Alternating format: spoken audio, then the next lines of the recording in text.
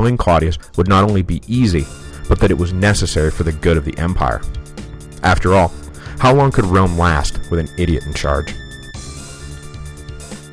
But the thing is, Claudius wasn't an idiot, and far from running the empire into the ground, or doing what everybody thought he was going to do, which was like embarrass Rome at parties, Claudius proved to be one of the more capable emperors Rome ever saw.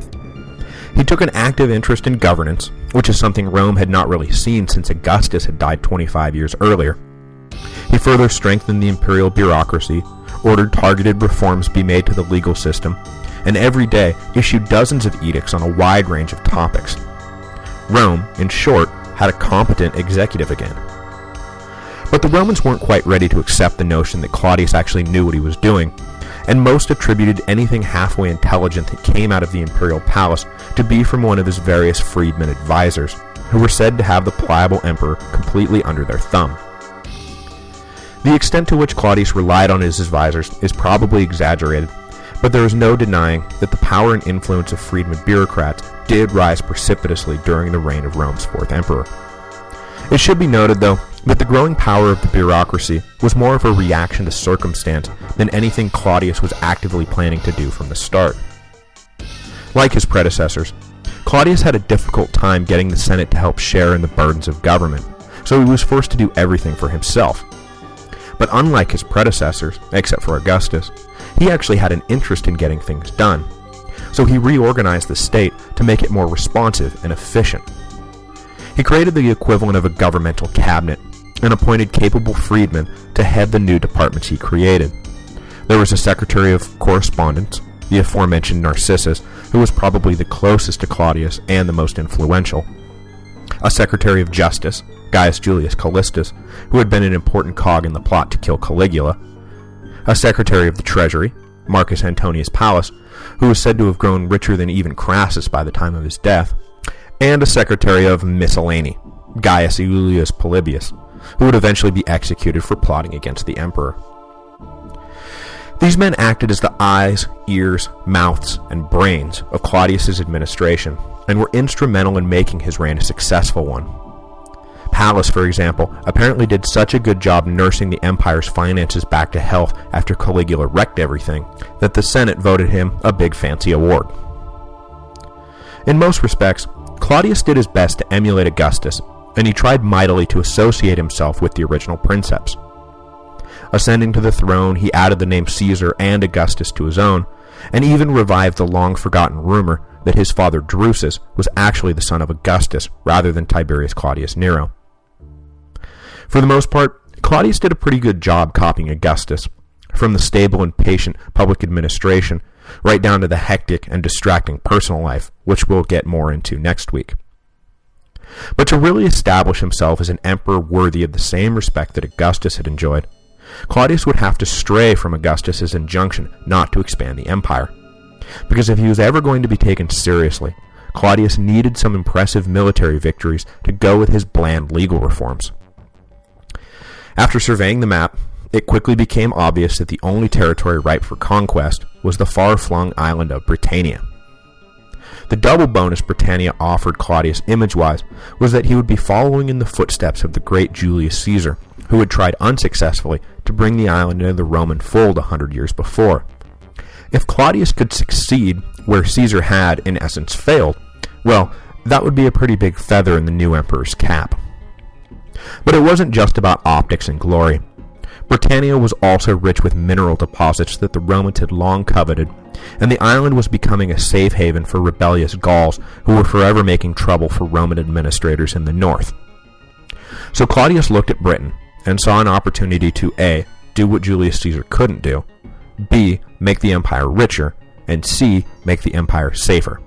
Invasion plans.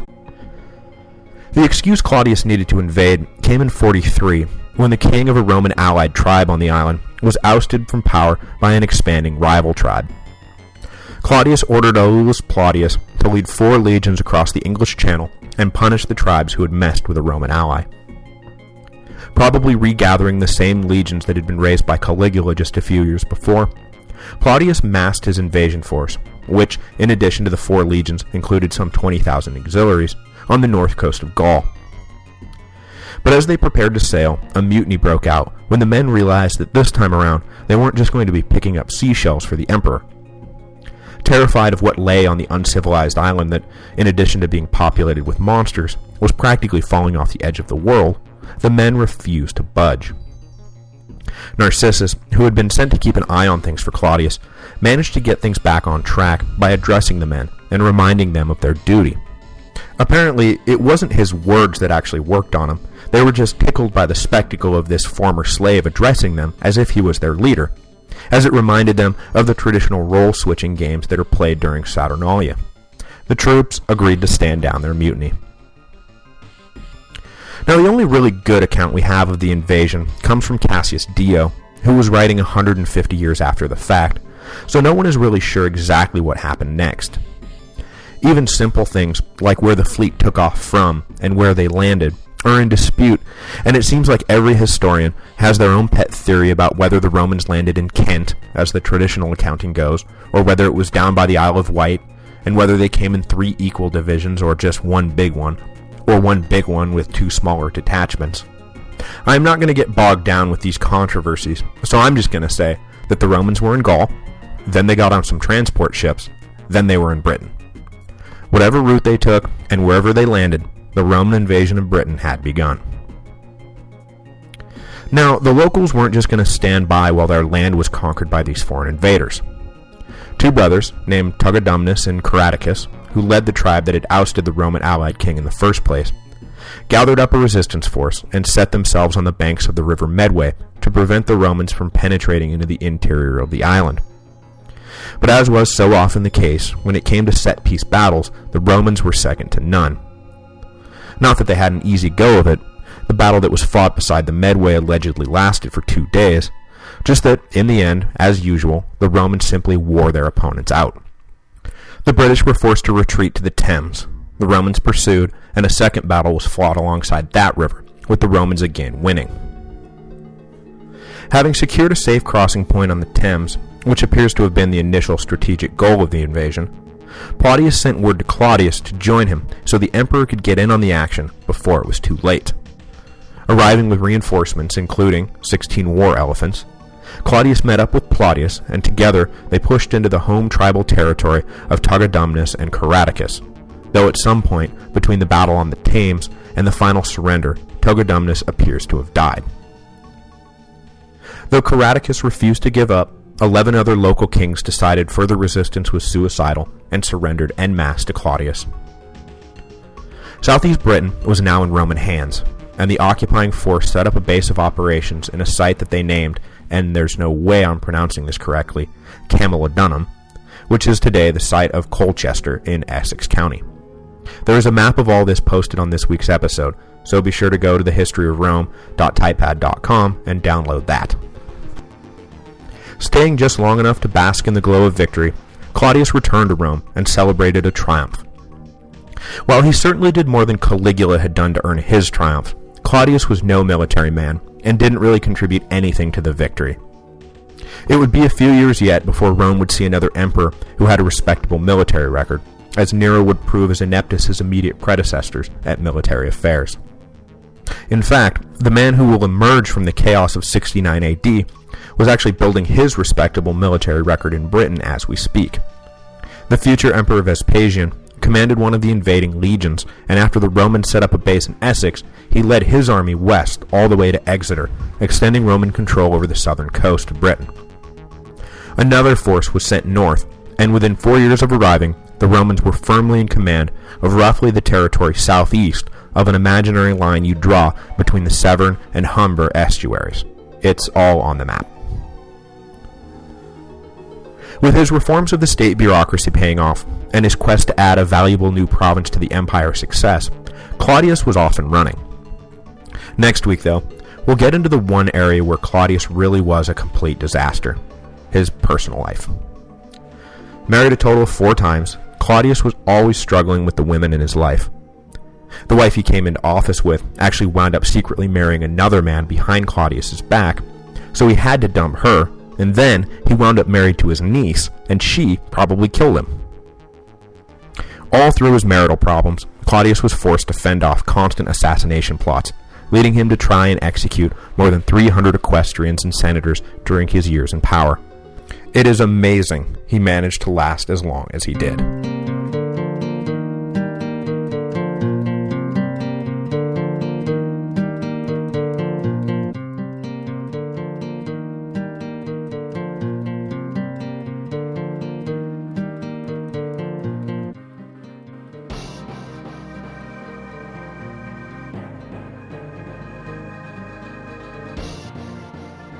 This week's episode is brought to you by Audible. As you are now aware, Audible is the internet's leading provider of audio entertainment with over 60,000 titles to choose from. When you finish this episode, go to audiblepodcast.com/Rome. That again is audiblepodcast.com/Rome.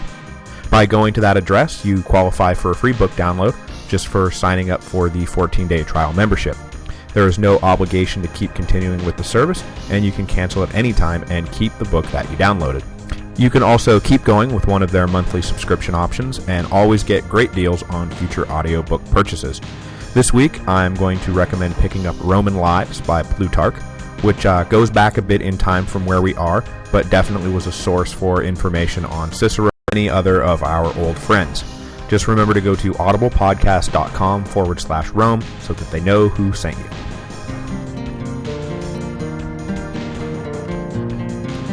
Hello, and welcome to the History of Rome. Episode 62, Take My Wife, Please. In the uncertain days after the assassination of Caligula, the people of Rome must have wondered whether or not they had now actually seen the worst the imperial dynasty could throw at them. They had, after all, thought the worst was behind them once before, after Tiberius, who had spent the last half of his reign as a paranoid recluse. But everyone soon realized that Caligula was a debauched madman who just took everything that made Tiberius's final years unbearable and times them by 10. So when Caligula was murdered, it is understandable that the Romans were a bit gun-shy about their next emperor. As the saying goes, fool me once, shame on you, fool me, we can't get fooled again. So they held their collective breath as they waited for word from the Senate to come about who would be the empire's next princeps. It can't possibly be worse than Caligula, can it? When word came that it would be Claudius, yes, Uncle Claudius, they must have let go their breath with a deflated sigh. How interesting, it actually can get worse. We went from a cruel old pervert to a raving madman, and now we are left with nothing more than a blubbering idiot. Truly, we have combed the far reaches of our mighty empire and drawn from the ranks of our citizen body the finest and most able men to rule over us. Uncle Claudius, sweet Jupiter, let's go get a drink. But once they had turned their backs in disgust, a funny thing happened. Claudius turned out to be not so bad. Pretty good even. Did you hear that the campaigns in Britain are going well? That Claudius has successfully established a whole new province. Have you seen the new roads? They're not half bad. I was in court the other day, and Claudius not only presided over cases, but his judgments were measured and reasonable. I even saw him ignore the prescribed penalties after a man had been found guilty because, hear me out, because justice demanded it. I know, justice. Damnedest thing I've ever seen. They always said Claudius was a stuttering fool, and that may well be, but Emperor Claudius seems like a pretty good egg. I should pause here for a second and address something that popped up in the comment thread last week. Veronica was wondering if she had missed the part where suddenly the Romans switched and began referring to their rulers as emperors rather than princeps, as Augustus had